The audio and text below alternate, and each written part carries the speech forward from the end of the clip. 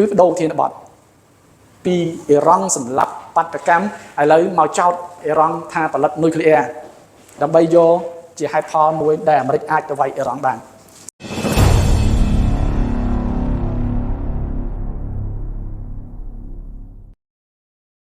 បញ្ហា Greenland បានចប់ហើយប៉ុន្តែលោក Donald Trump នៅតែដើរតួប្រចាំថ្ងៃឥឡូវគាត់មកបង្កើតរឿងមួយទៀតណាឥឡូវនេះគាត់ចាប់ដើមមានចំនួនជាមួយនឹងកាណាដាដោយសារតែកាលពីថ្ងៃទី20ថ្ងៃទី20នៅក្នុងកម្មវិធីគេហៅថា World Economic Forum ណាវេទិកាសេដ្ឋកិច្ចពិភពលោកលោកនាយករដ្ឋមន្ត្រីកាណាដាណា Mark Carney គាត់បាននិយាយថាពិភពលោកកំពុងតែបែកបាក់កំពុងតែប្រេះស្រាំហើយអ្វីដែលគាត់និយាយគឺសំដៅទៅលើថាលោក Donald Trump ជាអ្នកកកកកាយធ្វើឲ្យពិភពលោកបែកបាក់ដោយ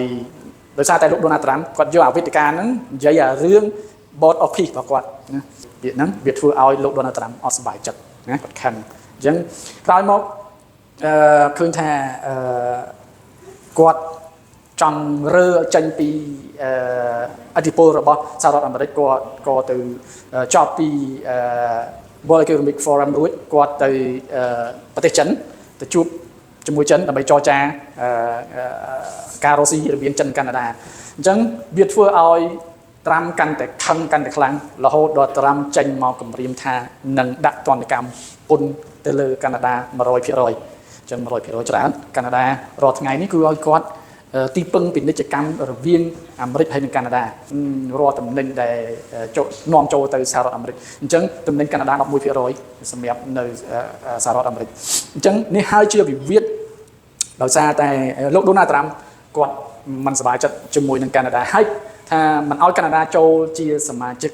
នៃ Board of Peace ទៀតស្អីទៅជា Board of Peace Board of Peace គឺជាអង្គការថ្មីមួយដែលលោក Donald Trump គាត់បង្កើតឡើងណាដោយខ្លួនគាត់ហើយគាត់អញ្ជើញ60ប្រទេសនៅក្នុងនោះមានប្រទេសកម្ពុជាផងដែរអញ្ជើញចូលជាសមាជិកហើយអ្វីដែល Board of Peace ធ្វើដំបូងគឺរកសន្តិភាពឲ្យកាហ្សាមានលក្ខខណ្ឌជាច្រើននៅក្នុងហ្នឹងតែលក្ខខណ្ឌមួយដែលគេក៏សម្គាល់ឲ្យធ្វើឲ្យប្រទេសជាច្រើននៅសពិទ្ធសពិលថាគួរចូល Board of Peace ឬក៏អត់គឺត្រង់ថាលោក Donald Trump ធ្វើជាប្រធាននៃ Board of Peace នោះដោយគ្មានពេលកំណត់មួយទៀតអ្នកដែលចង់ចូលជាសមាជិកអចិន្ត្រៃយ៍ណាចូលជាសមាជិកអចិន្ត្រៃយ៍គឺត្រូវបង់$1000 លានតើអង្គការសហប្រជាជាតិអាចរស់បានទៀតអត់បើសិនជា Board of Peace ក៏ចេញមកហើយលោក Donald Trump គាត់បានបញ្ជាក់ហើយថា Board of Peace នេះគេនឹងសហការជាមួយនឹង UN ណាដើម្បីរកសន្តិភាពទៅជុំវិញពិភពលោកដោយសារតែ UN ឥឡូវនេះអត់មានបានការអីទេណាអត់មានប្រសិទ្ធភាពអីទេមិនអាចធ្វើអីបានទេអញ្ចឹង Board of Peace គេនឹងចេញមកធ្វើជាតួអង្គមួយរកសន្តិភាពឲ្យពិភពលោកអ្វីដែលកំពុងតែសពិទ្ធសពិលហើយប្រទេសទាំង60នោះកំពុងតែពិចារណាតែមាន35ហើយគេព្រមព្រៀងចូលខ្លាំងជាងគេគឺរុស្ស៊ីគេព្រមចូលជា Board of Peace នឹងដែរហើយព្រមមុនគេថាព្រមនឹងចូលជាសមាជិកអចិន្ត្រៃយ៍នៃ Board of Peace អញ្ចឹងមាន35ប្រទេសហើយក្រៅពីហ្នឹងកំពុងពិចារណាហើយមានប្រទេសប៉ូឡូញយុរដ្ឋមន្ត្រីប៉ូឡូញមានកាណាដាដែលទៅនិយាយមិញថាអាមេរិកប្រកាសមិនអោយកាណាដាចូលជា Board of Peace មានអង់គ្លេសមានណ័រវេមានអាល្លឺម៉ង់មានបារាំងកំពុងតែបដិសេធមិនចូលជាសមាជិកអចិន្ត្រៃយ៍របស់Board of Peace ហ្នឹងអញ្ចឹងគេកំពុងតែគិតមើលថា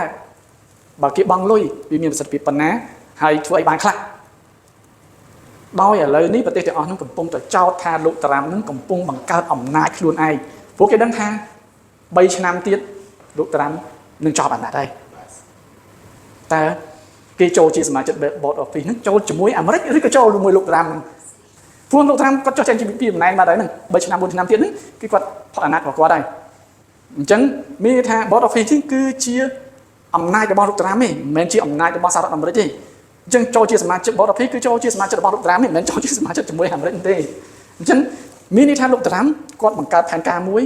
បង្កើតអំណាចផ្ទាល់ខ្លួនរបស់គាត់នៅពេលដែលគាត់ចុះចេញពីតំណែងគាត់នៅមានសមាជិកគាត់60ប្រទេសទៀតណាដែលចូលជាសមាជិកអញ្ចឹងចង់មិនចង់សហរដ្ឋអាមេរិកខ្លួនឯងទោះជាគណៈបកណាឡើងមកក៏ដោយក៏ត្រូវស្ដាប់លោកតារាំដែរល្បិចគាត់កំពុងតែគៀងកងបង្កើតគេហៅថា សមាគមថ្មីហ្នឹងដើម្បីបង្កើតអំណាចរបស់គាត់នៅពេលដែលគាត់ធ្លាក់ចេញពីតំណែងហ្នឹងអញ្ចឹងហើយដែលធ្វើឲ្យប្រទេសទាំងអស់កំពុងតែពិចារណាកំពុងតែចម្រុងចម្រាស់គ្នាតែ Board of Fee ធ្វើអីបានអង្គខ្លះហើយវាមានអំណាចប៉ុណ្ណា UN នៅណាណាអញ្ចឹងហើយធ្វើឲ្យប្រទេសមហាអំណាចនៅអឺរ៉ុបទាំងប្រមាណដែលធំ6 7ប្រទេសគេដកខ្លួនចេញសិនណាគេអត់ចូលជាមួយទេប៉ុន្តែមួយរយៈក្រោយនេះឃើញលោក Donald Trump គម្រាមដាក់ពន្ធអ្នកដែលមិនព្រមណាឯកភាពចូលជាសមាជិក Board of Fee ទៀតតើត្រូវដោះស្រាយមិនអ្នកនៅអឺរ៉ុបណាប្រទេសធំនៅអឺរ៉ុបដូចអាល្លឺម៉ង់ដូចអីហ្នឹងតែគាត់ត្រូវដោះស្រាយមិនគាត់អត់ចូលអញ្ចឹងគាត់ត្រូវគេដំឡើងពន្ធអញ្ចឹងគាត់ត្រូវដំឡើងពន្ធទប់ជាមួយគេវិញអញ្ចឹងវាបង្កើតបានទៅជាសង្គ្រាមពន្ធទៀតហើយអញ្ចឹងអានេះហើយដែលធ្វើឲ្យតម្លៃមាសកាន់តែឡើងថ្លៃដោយសារមានការព្រួយបារម្ភទៅលើការដាក់ពន្ធបន្ថែមទៀតដាក់ពន្ធចុះឡើងបន្ថែមទៀតឥឡូវយើងចេញមកមើលស្ថានភាពនៅអឺរ៉ុបកាលពីថ្ងៃទី22លោក Donald Trump គាត់បានថ្លែងនៅមុខអ្នកសារព័ត៌មាននៅលើជំនហោះAir Force របស់គាត់ណាគាត់បាននិយាយថាគាត់បានបញ្ជូននាវាណានាវាដឹកយន្តហោះនាវាពិឃាតយន្តហោះជាពិសេសយន្តហោះដែលដឹកនាំធំជាងគេគឺB52ក៏បានបញ្ជូនមកមជ្ឈមបូព៌ារួចហើយអ្វីដែលគាត់និយាយគឺគាត់ត្រៀមខ្លួនវាយអ៊ីរ៉ង់ហើយគាត់បានបញ្ជាក់ហើយគាត់បានត្រៀមខ្លួនរួចរាល់ហើយសម្រាប់វាយអ៊ីរ៉ង់អ្វីដែលលោកដាក់លោកត្រាំប្រកាសនេះគឺបដូរធានបត់ពីអ៊ីរ៉ង់សម្រាប់បាតកម្មឥឡូវមកចោតអ៊ីរ៉ង់ថាផលិតនុយក្លេអ៊ែរដើម្បីយកជាហេតុផលមួយដែលអាមេរិកអាចទៅវាយអ៊ីរ៉ង់បានអញ្ចឹងតើអាមេរិកវាយពេលណាហើយអ៊ីរ៉ង់អាចទប់ជាមួយអាមេរិកជាប់ឬក៏អត់ឬក៏មួយក៏មានជោគវាសនាដូចអ៊ីរ៉ាក់តើការវាយអ៊ីរ៉ង់នឹងអាចកើតឡើងធ្វើឲ្យផ្ទុះអាភេរវកម្មឡើងវិញឬក៏អត់អញ្ចឹងអានឹងហើយដែលធ្វើឲ្យអ្នកវិនិយោគណាទាំងអស់កំពុងតែព្រួយបារម្ភថាបើអាមេរិកវាយអ៊ីរ៉ង់តើសង្គ្រាមមួយនឹងវាផ្ទុះប៉ុណ្ណាផ្ទុះទៅត្រឹមអ៊ីរ៉ង់នឹងឬក៏ផ្ទុះសាយភាពេញមកមជ្ឈមបូព៌ាបើផ្ទុះសាយភាពេញមកមជ្ឈមបូព៌ាវានឹងធ្វើឲ្យតម្លៃប្រេងឡើងថ្លៃព្រោះជាមជ្ឈមបូព៌ាជាតំបន់ផលិតប្រេងហើយអ៊ីរ៉ង់ក៏ជាប្រទេសដែលផលិតប្រេងជាប់លំដាប់ថ្នាក់ទី3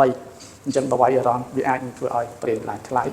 ហើយវាអាចនឹងធ្វើឲ្យមាសកាន់តែឡើងថ្លៃកាន់តែខ្លាំងឡើងថែមទៀតហើយអានេះហើយដែលធ្វើឲ្យ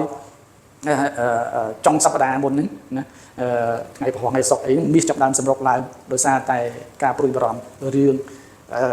អាមេរិកវាយអ៊ីរ៉ង់នេះចារកម្មគេស៊ើបមើលអ៊ីរ៉ង់គេដឹងថាអ៊ីរ៉ង់មិនមែនជាប្រទេសធម្មតាទេមិនមែនជាប្រទេសដូចនៅវេណេស៊ុយឡាទេមិនមែនវាយមកដល់កន្លះម៉ោងផងចាប់ប្រធានដីបានទេណាគេជឿជាក់ថាអ៊ីរ៉ង់មានរចនាសម្ព័ន្ធរឹងមាំណាខ្លាំងជាងវេណេស៊ុយឡា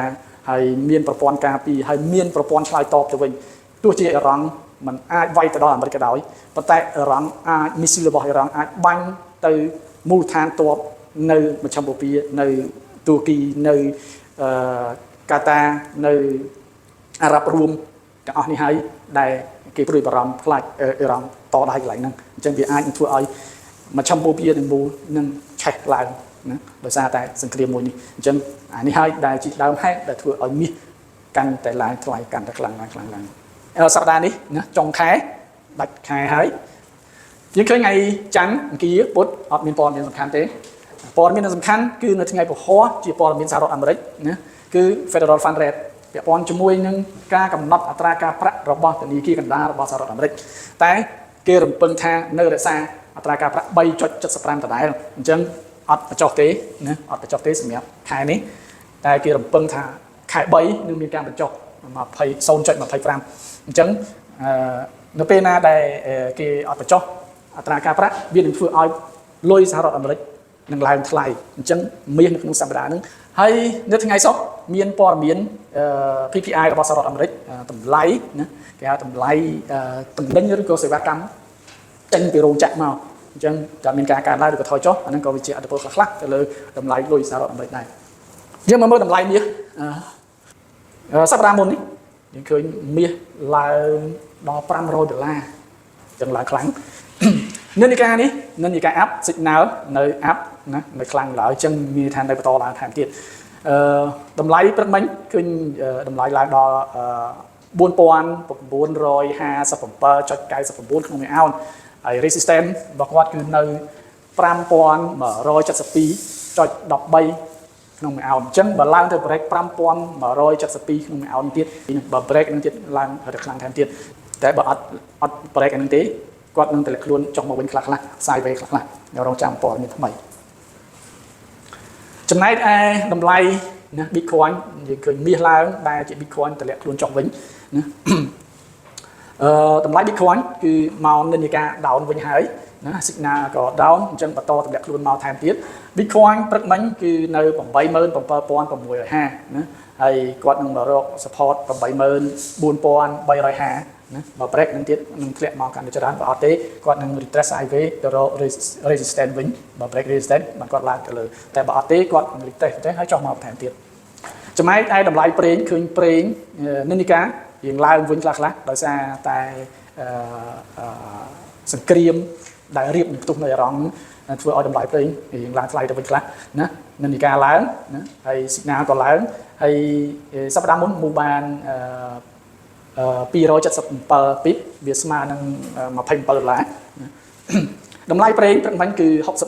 61.20 ក្នុង1បារ៉ែលហើយដំបូលរបស់ប្រេងគឺ 62.33 បើប្រេកហ្នឹងឡើងឡើងទៅកាន់តែខ្លាំងតម្លៃលុយអាមេរិកជប៉ុនតម្លៃលុយអាមេរិករៀងធ្លាក់ថ្លៃណាហើយ signal ក៏ down ណាអញ្ចឹងនៅបន្តធ្លាក់ថែមទៀតព្រឹកមិញតម្លៃលុយអាមេរិក$1អាមេរិកស្មើនឹង 154.32 ក្នុង$1អាមេរិកហើយនឹងចុះមករក152.77 អញ្ចឹងបើប្រេកនឹងទៀតនឹងធ្លាក់មកកាន់ខ្លាំងចំណែកឯលុយអឺរ៉ូនិងលុយអាមេរិកយើងឃើញលុយអឺរ៉ូចាប់ដើមឡើងទៅវិញនិន្នាការ up ហើយ signal ក៏ up សប្តាហ៍មុនមកបាន324ពីបណាព្រឹកមិញ gap ឡើងខ្ពស់ដែរ1អឺរ៉ូដូរបាន$1.3863ហើយនឹងបន្តឡើងទៅរក resistance 1អឺរ៉ូ$1.19 ទៀតបើ break ហ្នឹងកាន់ឡើងកាន់ខ្លាំងចុងក្រោយលុយផោនក៏ឡើងដូចលុយអឺរ៉ូដែរណាយើងឃើញនិន្នាការលុយផោនឡើងថ្លៃហើយសប្តាហ៍មុនមួយបាន347ពីបហើយ signal ក៏ឡើងនៅឡើងអញ្ចឹងមានថានៅបន្តឡើងច្រើនថែមទៀតតម្លៃលុយផោនព្រឹកមិញហ្នឹងគឺ1ផោនដូរបាន$1.3666អញ្ចឹងនៅបន្តឡើងទៅរក resistance ថែមទៀត resistance $1.3786ថែមទៀត